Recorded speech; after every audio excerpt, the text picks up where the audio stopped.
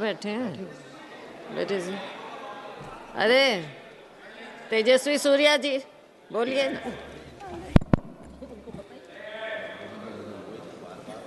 Thank you speaker ma'am, आपने मुझे इस महत्वपूर्ण चर्चा में बात करने के लिए मौका दिए हैं। मैं सबसे पहले पहलगांव अटैक में जितने भी लोग के शहादत हुए हैं उन सब के प्रति मैं संवेदना व्यक्त करता हूं। उनमें 3 लोग कर्नाटका से थे और मेरे संसदीय क्षेत्र से 2 लोग थे। उन सभी परिवार के प्रति मैं मेरा संवेदना व्यक्त करता हूं। Madam speaker, operation Sindoor led by the Indian Army showed the world that no terrorist is safe anywhere in Pakistan. वो जहां भी हो भारत उनको ढूंढेंगे एंड भारत उनको न्यूट्रलाइज करेंगे। This was the resolve that Bharat सरकार under the leadership of Narendra Modi displayed during operation Sindoor. Madam, operation Sindoor के जो मिलिट्री एक्शन था वो इससे पहले के सभी मिलिट्री एक्शन से बहुत फर्क है इसमें और सबसे पहले में। This action was a new generation warfare, unlike all earlier warfares which were more conventional. In this we had foreign supplied drones, unmanned aerial vehicles, precision guided missiles, electronic warfare, a deceptive information warfare, ये सब चल रहा था। And the strength of the Indian armed forces was proved to be second to none in the world because 80% of Pakistani weapons are imported from China, and it was India's air defense systems that had the ability to pierce through these Chinese defense systems, and we could reach our targets, the intended targets, in a precise way. The world today has accepted that India's military action through Operation Sindoor is a comprehensive and total military success. It was precise, it was non-escalatory, but at the same time it had devastating effects on the enemy.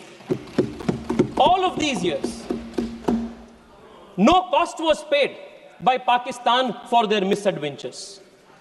But since 2014, the new normal has changed, and if Pakistan dares to attack India, they will have to not bear the brunt of one eye for both the eyes, not one tooth for another tooth, but both the eyes for one eye, the whole jaw for one tooth. This is the new normal that Bharat has established. Madam Speaker, इससे पहले जब भी Bharat military effort के माध्यम से achievement हासिल किए थे, हम डिप्लोमैटिकली ऑन द डिस्कशन टेबल हमने उसको स्क्वैंडर कर दिए थे। कई सारे उदाहरण इतिहास में हैं।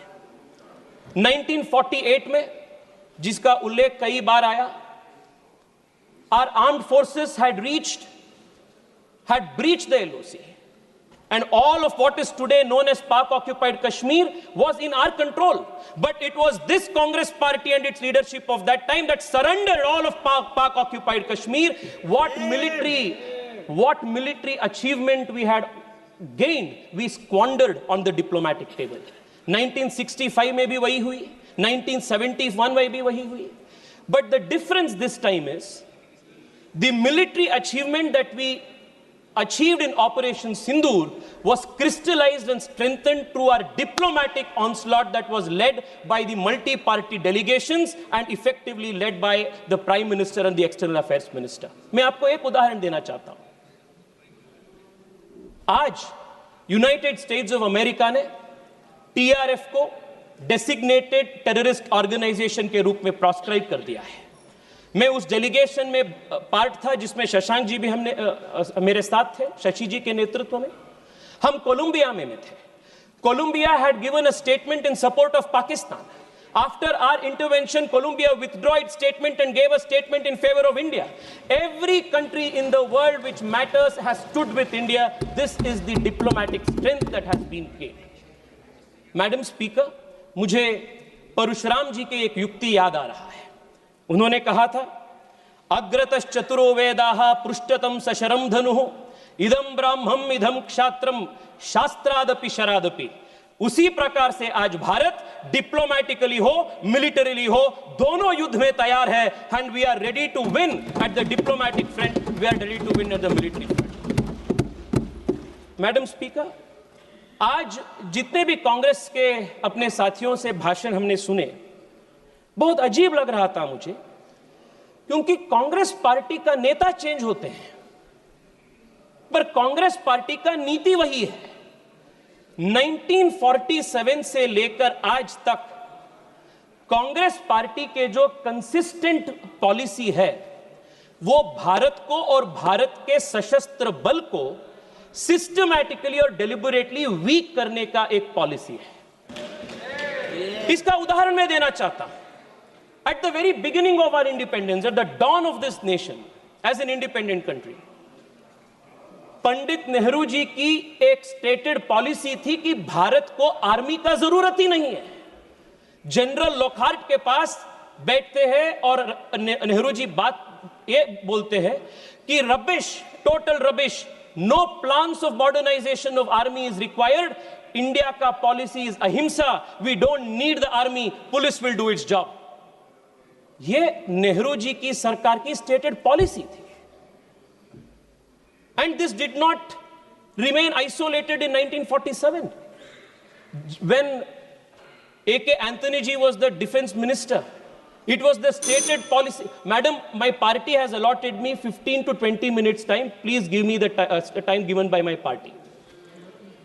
Madam, they had a deliberate policy of not building border infrastructure. और देश के आर्मी में जाति गणने का काम भी कांग्रेस पार्टी ने किया था. और मैं बैंगलोर से आता हूं, और बैंगलोर के HAL हो, DRDO हो, ऐसे कई सारे इंस्टीट्यूशंस को डेलिबरेटली इन लोगों ने वीकन किए थे. 10 साल पहले HAL के पास ऑर्डर बुक्स नहीं था. आज HAL के पास 1 लाख करोड़ रुपए से ज्यादा order books make in India के नरेंद्र मोदी जी के मेड इन इंडिया के कारण के वजह से है. It was a deliberate consistent strategy to weaken the armed forces. Madam, Rafale की बात हो रही थी. The country remembers how the leader of the opposition in an extremely irresponsible fashion tried to derail the acquisition of the all-important Rafale, and they also tried to derail the acquisition of Tejas into the armed forces. If it was not for our defense minister Manohar Parrikar, today LCA Tejas would not have been a reality in this country. They had tried to kill all of these made in India defense projects.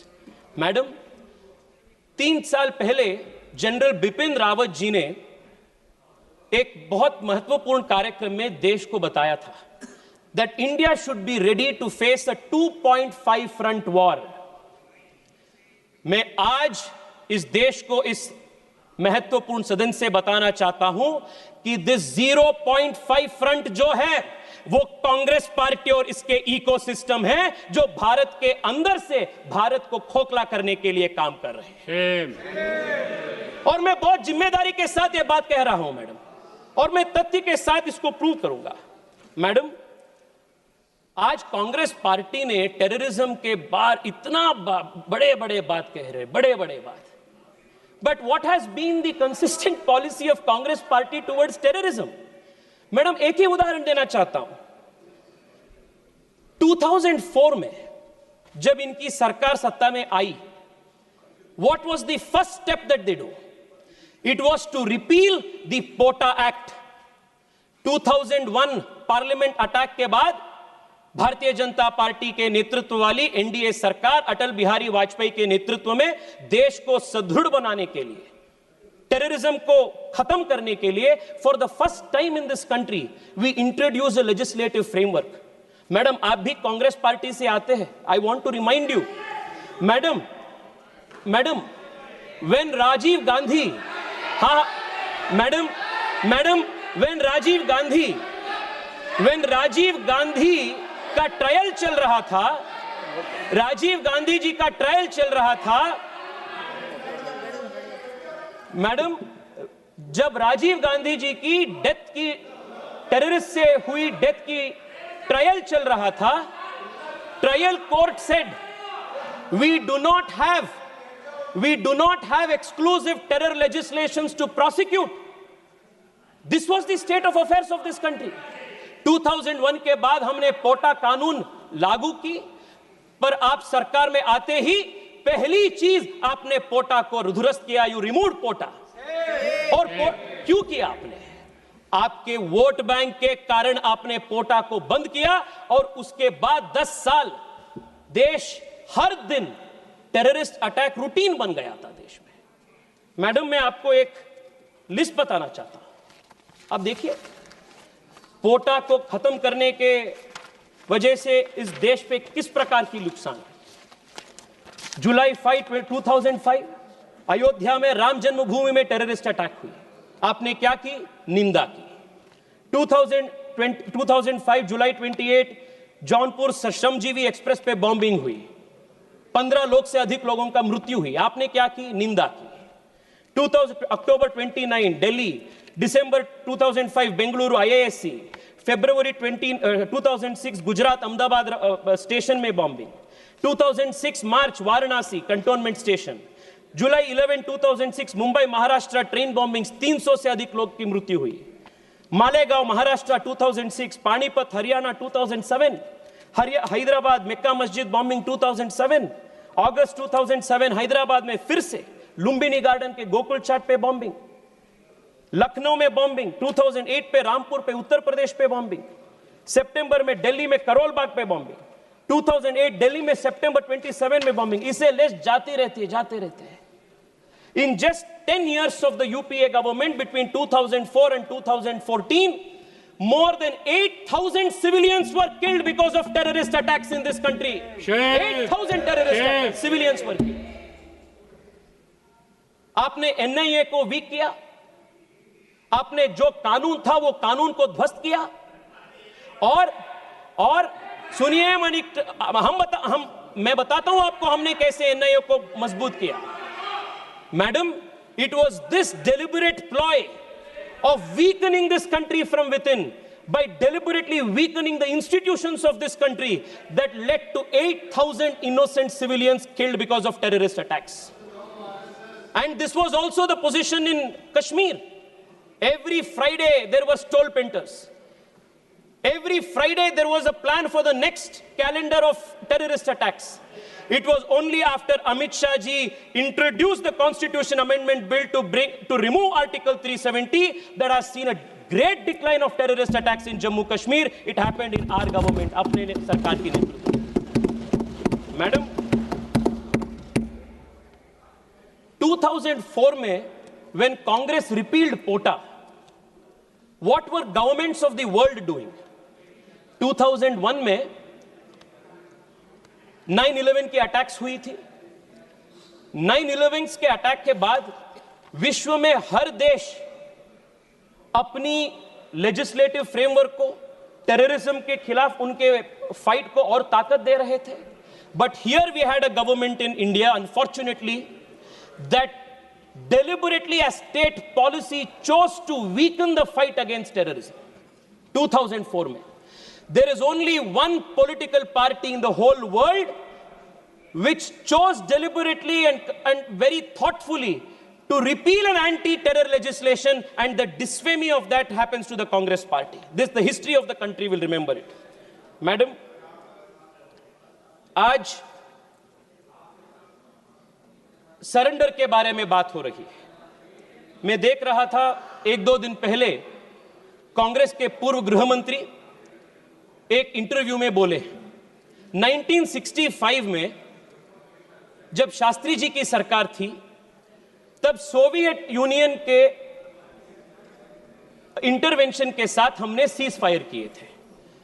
सो उन्होंने बोले कि हमने accept कर रहे हैं We are accepting that the Soviet Union had actually created the ceasefire. Why are you not doing it? Madam, I want to remind the Congress party that the Bharatiya Janata Party and the leadership under Narendra Modi is not habituated like you to perform actions for the country on the behest of foreign forces. Or 2008 mein, there is a very interesting speech of Arun Shourie ji. Madam, I'll conclude in 3 minutes. There is a very interesting speech of Arun Shourie ji. आजकल Arun Shourie ji का कई सारे statements इन लोगों ने quote कर रहे हैं. अरुण शौरी जी ने बताया था जब उन्होंने राज्यसभा में बात कर रहे थे that the government should stop running to mummy. Mummy he meant was the United States. And I want to remind again today that the Congress party, especially under its present leadership, should stop running to mummy. Because mummy tak jana, mummy pe nirbhar hona इस party के नेताओं का, इस party के पूरे परंपरा बन गया है. This is a country that will stand on its own feet and respond in its own right. Madam, मैं आपको यह भी बताना चाहता हूं कि आज